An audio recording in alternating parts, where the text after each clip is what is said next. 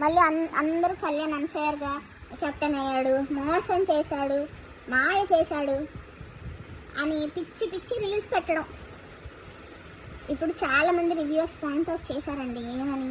నిజంగా demand and Kalyan కుమ్మక్కే అయ్యి ఉంటే టాస్క్ ముందు కానీ టాస్క్ తర్వాత కానీ డిస్కషన్ జరుగుండేది. సరే టాస్క్ తర్వాత అయినా డిమాండ్ హెల్ప్ చేసి ఉంటే, అరే కళ్యాణ్గా నేను కాల్ చూపించాను కదా అన్నట్టు నువ్వు గెస్ చేసావు అని చూపించేవాళ్ళు. అలాంటి వీడియో బయట ఏం లేదే.